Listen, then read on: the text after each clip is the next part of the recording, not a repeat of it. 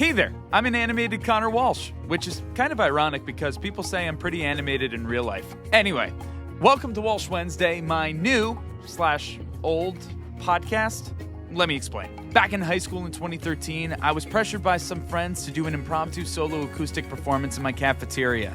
Believe it or not, people really took to it. And it turned into a monthly musical series I did through the rest of high school. Who said High School Musical wasn't realistic? By college, I turned Walsh Wednesday into a web series, focusing on interviews surrounding community events, charities, and local entertainment in the Hudson Valley and capital regions of New York. Walsh Wednesday spawned several spin-offs such as the Walsh Wednesday Concert Series, Walsh Wednesday Spotlights, and Walsh Wednesday The Reflective Series before its hiatus in 2021. After that, I spent the last 3 years working in radio, honing my craft, conducting unbelievable interviews, traveling to fascinating places, attending mind-blowing events, and meeting some of my personal heroes. Now, with the help of some awesome people I've met along the way, I'm bringing Walsh Wednesday back bigger and better than ever. Let's stay curious, keep an open mind, and as always, I'm glad we get to spend some time. Welcome to Walsh Wednesday. On this week's episode, we're speaking with Kathy McCarthy, Senior Director of Marketing Communications with the New York State chapter of the American Heart Association. We're speaking about American Stroke Month for the end of May, and for the beginning of June, CPR and AED Awareness Week. Thank you to our Walsh Wednesday All-Stars, all of those who have generously contributed to the Walsh Wednesday 2025 Fund Drive. You can see the list of names on screen or in the description of this episode. And of course, thank you to our Walsh Wednesday Warriors, Jim Robinson, John NEWHALL, Meg BOYCE, and JENNA HESS. These individuals have pledged $100 or more to Walsh Wednesday for 2025, either through the GoFundMe or our Patreon. This episode of Walsh Wednesday is brought to you by Impact PR and Communications, the Council on Addiction Prevention and Education of Dutchess County Incorporated, Dayrock, Lockset Rock Hair Design, and Walsh Valuation. Hey there, and welcome back to Walsh Wednesday. As always, I'm Connor Walsh, and we got a great episode for you guys today. You've seen their ads in a couple of previous episodes, specifically talking about the Heart Walk that they had a couple of is it a couple of months ago now? Jeez. Time flies. Time flies. Jesus. Okay. But either way, there's a lot of great things that they have going on, and number of specific events, specific months that they are trying to spread awareness and education on certain health conditions. So with us today from the American Heart Association, we have Kathy McCarthy, Senior Director of Marketing Communications with the New York State chapter of the American Heart Association. May is American Stroke Month. And then right after May, we have June. The very first week in June is CPR and AED Awareness Week. We're going to be getting into that along with some legislation on cardiac emergency response plans in school, which I was telling Kathy a second ago. I was like, why didn't I learn this in a class? Obviously some little stuff, but should have been more. That's enough of the intro. Happy to have her with us today. Kathy, how are you? I'm great, Connor. Thanks so much for having me. Absolutely. Nice to be here. And as I said before we got started officially, I love the glasses. The glasses are perfect. Red, when you work for the American Heart Association and you see anything red, you just buy it. I have a dress covered in hearts. It was $14. I thought it would fit me, but I thought for $14, I'll buy it. I wear it everywhere and say to people, do you see my heart dress? That's perfect. That's great. Obviously, when you're in that kind of field, that's the perfect thing to get. I'm glad it fits. I'm glad it works. And I'm sure with the glasses, it is particularly exquisite. Very, very nice, Kathy. So, thank you. Absolutely. So, of course, May is American Stroke Month, and there's a lot of different things that we can talk about when it comes to strokes. First of all, I guess the big thing is something that I was relatively new to. I'm obviously familiar with the term stroke, but I guess I didn't realize how many different kinds of strokes there are. Yeah. So if you wouldn't mind, tell us what a stroke is and kind of go into the different kinds of it for anybody who this is new information to as well. Sure, I'm happy to do that. The American Heart Association and the American Stroke Association, we're the same organization.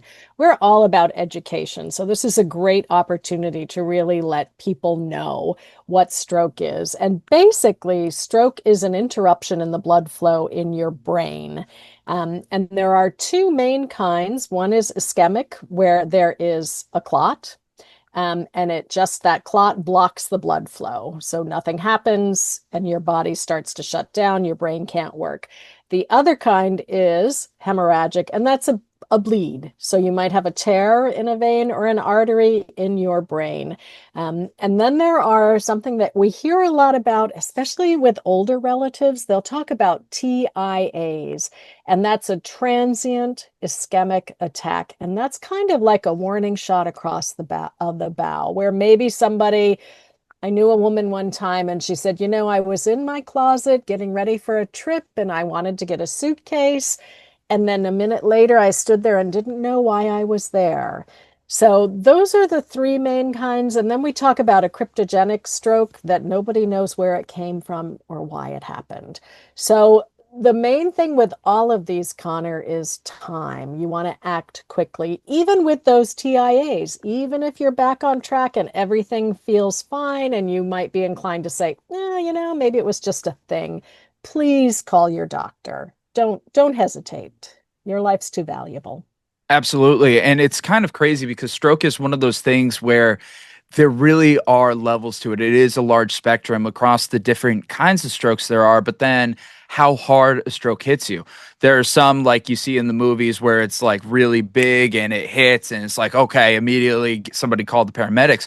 But there are other cases where I know people in real life where it's like they find out that they had a stroke after they had the stroke. They didn't realize that they were having a stroke. Yeah, yeah. And that's why I'd love to just go over the acronym FAST because it's easy to remember and it can help if you're having the symptoms or if you see someone having the symptoms. So the first letter is F, face drooping. A is arm weakness, and S is slurred speech. And then T is time to call 911. And you'll hear medical professionals talk about time being brain. So the sooner you can get treatment, the better you are at recovering any brain loss or even preventing it. And I have to give a shout out for science. And one of the big things that the Heart Association does is we fund a lot of research. And some of the research that we have funded, other studies, they're what have come up with clot busting drugs. Or there is a device, this is a little freaky, but also cool. A neurosurgeon can put a probe into that like artery or vein and they can pull out the clot. So Oh, then the blood wow. flow is restored. But obviously, the key is to get to the hospital quickly. So, another piece of advice that you'll hear is like, if you and I were talking and I noticed your face droop, or all of a sudden the words you were saying were just weird, like one thing to do is kind of clock it. Oh, okay, that happened at 3:47. So that when you call 911, they have a timestamp. You can say this happened at this point so that you can kind of keep track of it. But the quicker you can get to the ER, you can either have that surgery performed, or you can take a clot busting drug right away, or they can start to repair the ruptured vessel. No, I think that's really good to know. And I'm glad that there are such leaps in how we can treat it and the way that we can take care of things. Also, the awareness for it, FAST, definitely a very powerful acronym. It's easy to remember. And fortunately, I've heard it a lot. So if I've heard it a lot, other people have heard it a lot, hopefully at least. But when it comes to stroke, it's pretty high up there when it comes to how it affects people here in the United States. If I'm not mistaken, it's the fifth leading cause of death. Mhm. Is that true? It is true. It is. It's the fifth killer in the country. The good news with that is I've been doing this job with the Heart Association for 17 years. When I Mhm. started, it was the number three killer. Oh, wow. So raising awareness and then combined with that research and the treatment protocols, it did reduce it in that last little bit. The unfortunate part, Connor, is that it's still the leading cause of disability. And Oh. again, that's why it's so important to act quickly if you are having a stroke or you think someone is, because you could deal with those side effects for the rest of your life. So when you say leading cause for disability, for anybody who might be confused out there, that's what you were talking about with the time in regards to the brain, right? This is Yeah, where the longer you wait for treatment, the more brain damage could be done and the less neural responses go through your system. And then unfortunately, you may not have as much access or mobility with your legs or your arms or your face, your speech, things along those lines, right? exactly. Yep, yep. The initial treatment might not be as effective. You might miss that window. And then there are great therapies. You can keep on trying. And I've met a lot of really inspiring stroke survivors who keep at it, keep at it, keep at it. And you can make a lot of progress. So um, there's hope. There's No, always hope. absolutely. There is hope. And of course, with organizations such as yours, the American Heart Association, the fact that there are people that are championing this and really working towards that health, it makes a big difference. So, again, the fact that it's the fifth leading cause of death in the nation and the leading risk factor for disability, what are those odds like? What is the numbers look like when it comes to people in the nation, and are there specific demographics, whether in race, age, gender, that should be worried about this more so than others? Everyone should worry about it because everyone can be affected by it. Young people need to pay special attention. We are seeing more strokes in young people. Really? Yeah, Why? yeah. Well, that's the question, right? So, Interesting. that's something that we'll keep on studying to figure out why it is. Black people are at a much higher risk of stroke. Again, we don't know why. We just know that statistically they are. And women are at greater risk of stroke. And a lot of the things that are associated with pregnancy and childbirth can Hmm. also lead to more risk factors for stroke. So it's something that women in those childbearing years really need to pay attention to. And of course, let's talk about things you can do to prevent stroke, right? If everybody eats a healthy diet, full of vegetables, whole grains, really keep the sodium low, and just try to, cook a little more at home, maybe eat a little bit less, and try to be consuming healthy foods, cut out sugary beverages. The healthier your body is, the better it is. We talked some about this rainy spring, Yes. winter, and fall that we had, but right now I'm looking out at a beautiful day, so it's a great time to remind yourself that you love exercise, you love a walk, you love to ride your bike, anything like that. If you can keep your body moving, that can help prevent stroke as well. And high blood pressure is a huge risk factor for stroke. And the problem with blood pressure, Connor, is we call it the silent killer. It's silent. We don't know that we have it a lot of times. So that is something to check. Like I get obsessive. I go to the supermarket, I check my blood pressure. I go to the drugstore, I'm checking my blood pressure. I go to the doctor's office and I'm like, well, yesterday it was blah, blah, blah. But do check it regularly, and there are some great at-home self-monitoring blood pressure cuffs that you can use. There's information on heart.org to tell you what your blood pressure ought to be. And if it's not where it should be, see your doctor. It's Mm, not worth messing with that. yeah. No, I hear you with that. It's interesting. A few things that you said there. The fact that younger people are at risk for strokes and you're seeing more numbers with it. I know a musician actually. I believe they're in their 40s now, but when they were 25, Oh. 26, they had a stroke. Hmm. And fortunately, they're still playing. They're incredible, but it has affected their guitar playing and, their main instrument is guitar, but other Oh, instruments yeah. as well. But that's a big thing. And to hear that story, a stroke at 25, that was like, oh my God, that's insane. I've never heard of that. Oh, but to hear that, unfortunately, that the number is rising for younger people, that is concerning. This one isolated incident of somebody that I know that felt like an outlier, isn't sounding so much of an outlier anymore. That is scary. That definitely is It's scary. terrifying, isn't it, Yeah. when you start to see that happening? So I talked about high blood pressure, and again, I feel like for someone young, you feel good most of the time. You're healthy. It's hard to imagine this happening to you. Yeah. And so good thing to do is check with the elders. Who in your Mm, family has had high blood pressure? Is there someone who had a stroke? Who had a heart attack?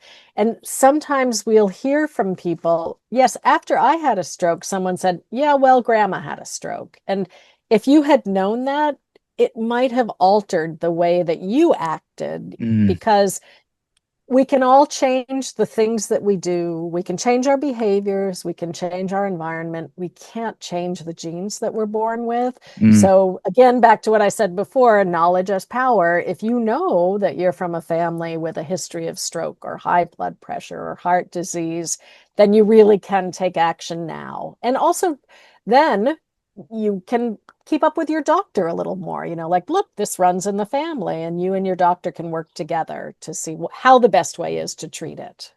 Having the family history at hand is very important with just about anything for yourself, for the medical professionals. It helps paint a much clearer picture. So, one thing that you were also talking about with women, the fact that there are certain risk factors that you were mentioning, especially like, say, even with pregnancy or motherhood, things along those lines. But when it comes to the symptoms themselves, I remember when we talked at the radio station how with a heart attack, the way that Mhm. men and women experience heart attacks can be different. Is that also the same with strokes? Not really. Stroke seems to have similar symptoms across genders. Okay, I'm that's happy good to to know. remind people about the differences in heart disease since you Sure, brought it up, Connor. go right ahead. Yeah. I mean, everybody knows the traditional elephant on the chest, that crushing pain.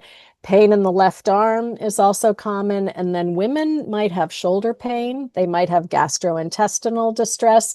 And I think everyone could have jaw pain. And for women, fatigue. And every woman in the world will tell you, I was born tired. That's just how I am.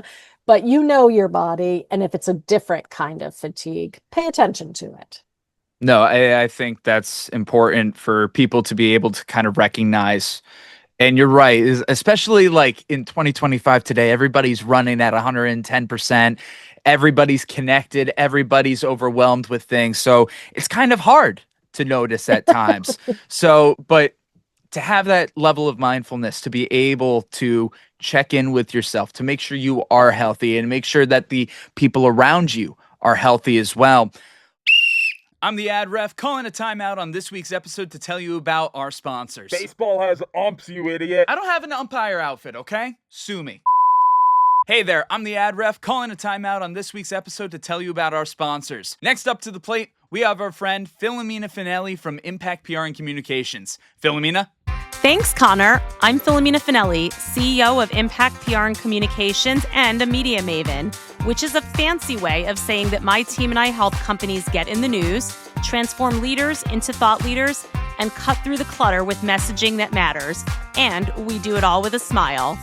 Our agency was named the Woman-Owned Small Business of the Year for 2024 by the Metro New York District Office of the U.S. Small Business Administration, and we received the Gold Stevie Award for Women-Run Workplace of the Year, which is an international recognition. But it's not about the awards, it's about the personal interactions. We at Impact PR and Communications pride ourselves on crafting meaningful, results-driven public relations campaigns that are tailored to meet and exceed our clients' goals. If you want to learn more and talk to my team and I, visit prwithimpact.com and let us know that you found out about us from Walsh Wednesday. Thanks, Philomena. Before I hand it back over to the ad ref, I want to let you know about a special performance I have coming up. On Father's Day, Sunday, June 15th, I'll be doing a special solo acoustic Father's Day performance at Heritage Financial Park, home of the Hudson Valley Renegades. I'll be performing from 12:30 to 2 o'clock ahead of the game, Hudson Valley Renegades versus Greenville Drive. You can find information in the description of this episode. That's enough out of me. Play ball!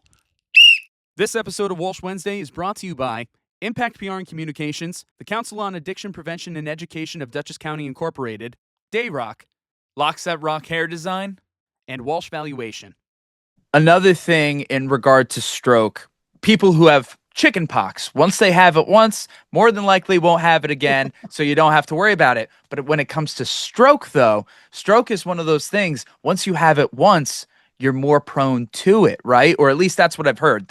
Is that correct? Yeah, it's true. It's true. Once you've had a stroke, you are more likely to have a second one. So that's where it's really important to do what your doctor says. If they've prescribed medication, keep taking it. If you're doing physical therapy, keep doing it. If they prescribe diet modifications, follow them. Knowing that you're at that risk, do everything that you can to prevent that second stroke, because they are also preventable.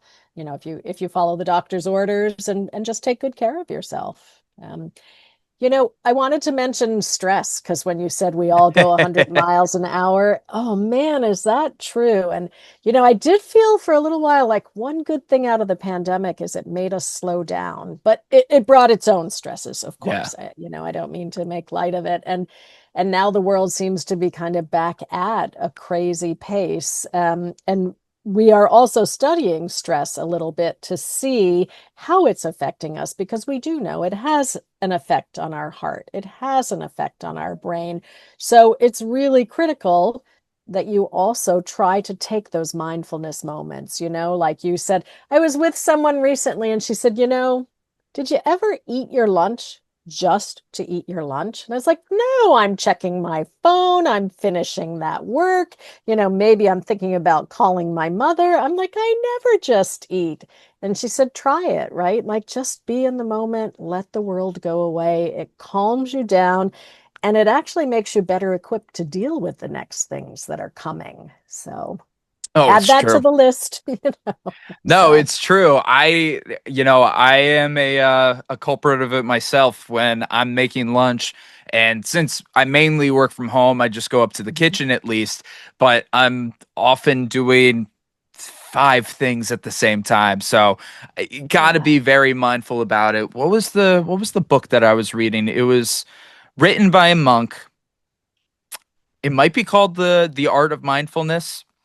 I might be wrong on the title. It's the art of something, but it's very big on mindfulness. And it's talking Yeah. about be mindful when you eat lunch or any meal. Just like actually take in what you're eating, taste it, enjoy the entire, like your environment, your surroundings, the atmosphere, all that. Don't get lost in what you got to do after. Don't get lost in your phone. Like, just be there, Yeah. and how much of a difference that can make for you. And that in its own right is like a level of meditation.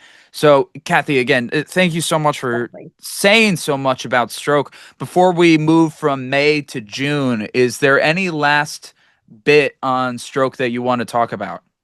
I guess I would really, really encourage people to talk with family members. And as we come up on summer, Memorial Day is in our rear view window, but you'll be gathering with more people, whether it's family or friends or things. And you don't want to be, oh, look, I brought chopped vegetables and a booklet about stroke.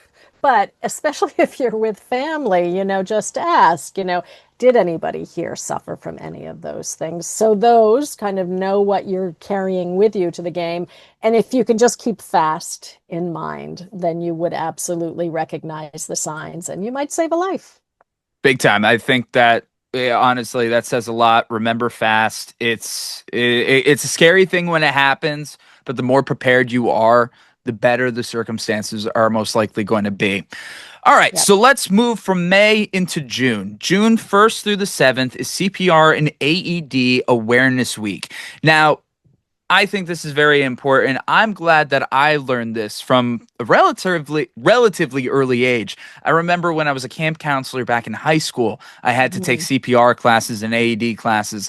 I know a number of people who were lifeguards, had to do the Yep. same. And then as I've gotten older, there are other jobs that I've noticed that have to take these classes. They make it mandatory, whether it's a social job like lifeguard or camp counselor, but it's very important in the workplace, but it's really important for a lot of people. The more people who know this, just like as I said before, the more awareness, the more knowledge, the better prevention and the better treatment that can happen later. So please talk to us about this week.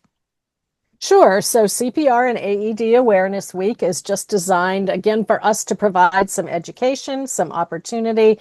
It could be a good catalyst for people to say, oh, yes, I really want to learn that, learn those skills and how to do them. So that's what this week is set up for, to raise that awareness about it.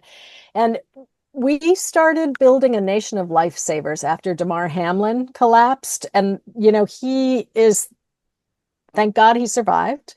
But what an example. He was young, he was healthy, he was active, he was doing something he loved, and without any reason at all, he collapsed. And he survived because there were trained people who knew what to do. So we knew then that we really needed to expand our CPR education, which we've been doing for a long time.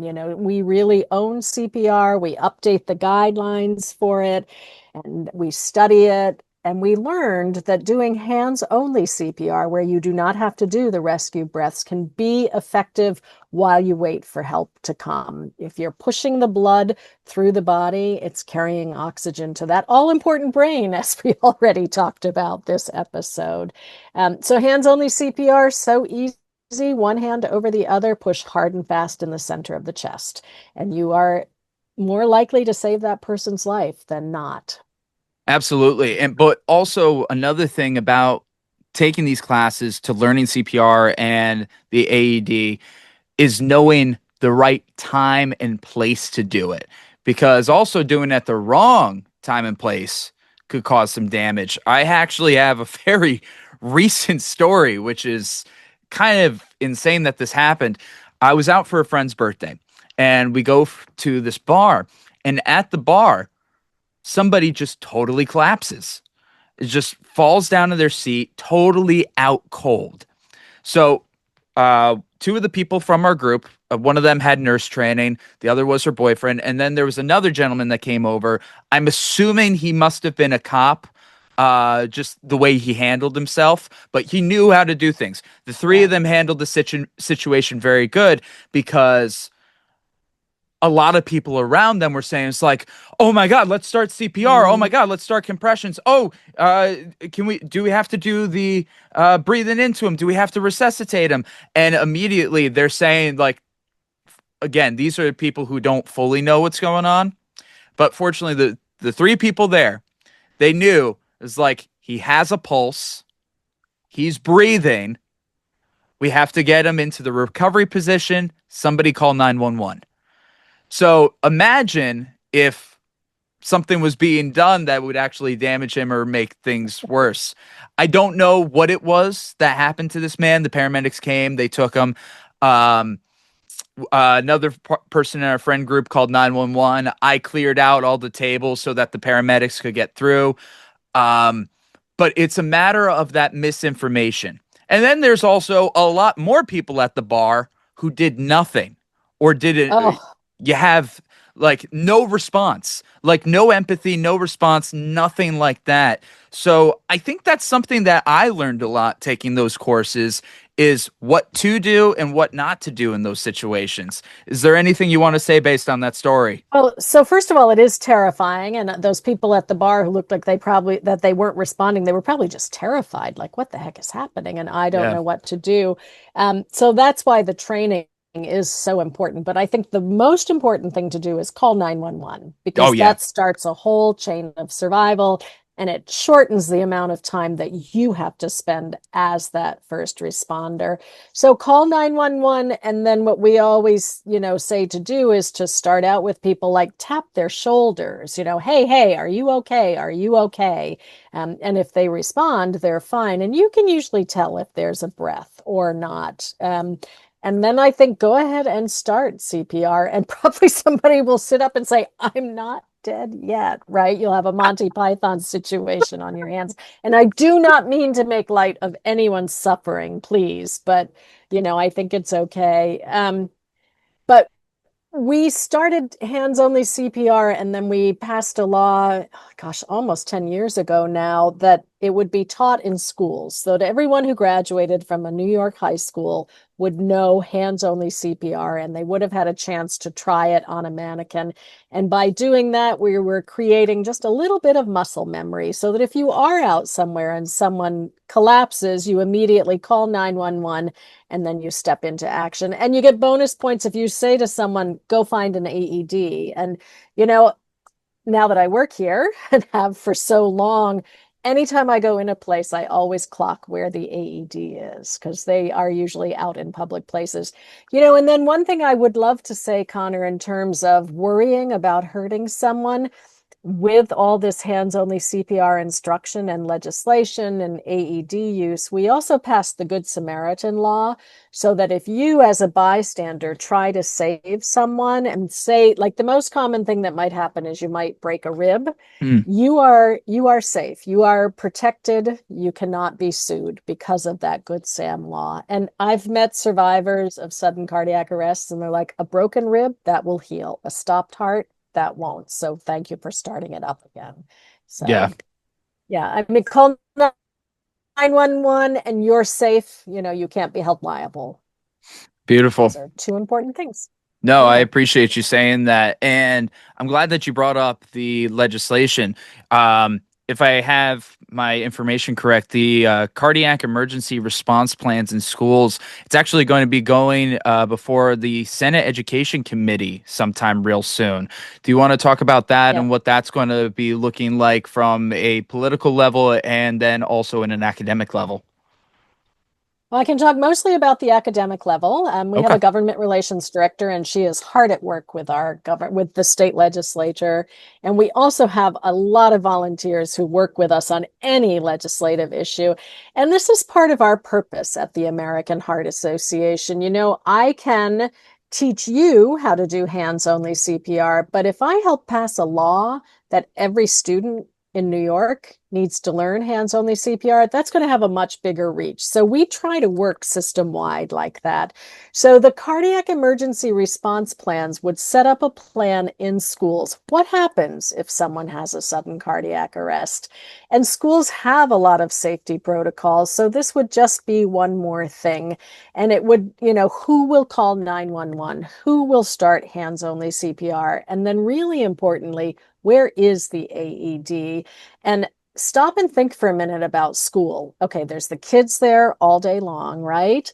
And then there's a school play, and hundreds of parents come in to watch their kids be in the play. And then after school, there are sports leagues. So now you've got older men, you've got older women, and they're engaging in physical activities. And then what's happening out on the fields? You've got all these teams and all these spectators playing. So what if someone has a sudden cardiac arrest and I know what to do, but the AED is locked in the principal's office? That's not so helpful, right? Ooh. So, so these cardiac emergency response plans, they'll just outline what the plan is should that happen in a school. So we've had some good luck with it. We had a great day at the state legislature where a lot of volunteers, including people who survived sudden cardiac arrest, met with their legislators. And this week it's before committees in the Senate and I think in the Assembly too. So we're really hoping for passage. And then the governor would need to sign it, and then schools would start working on these plans. And there are some places that have cardiac emergency response plans here and there. So we know it can work, and we don't anticipate it being too costly or too time consuming. There's always a little bit of money and time, but when you think about the lives that you could save, that would be really terrific. Big time. I'm just trying to bring to mind the statistics around sudden cardiac arrest. About 350,000 people have a sudden cardiac arrest every year. Oh, wow. And only about 10% survive. So this is a really big need. And if you perform CPR hands only or traditional, you really double or triple a person's chances of surviving. So easy skill to learn. No, it makes a big difference. And as you said, just because you have it in certain places, this kind of legislation will help get it widespread and have that scale could really save some lives here. So obviously we're talking about things from an academic standpoint, having this in schools. But let's say there's somebody who's listening to this right now. They've never taken a CPR class, regardless of whatever age they are. And it's like, dang, I should probably learn this. How can they sign up to take a class?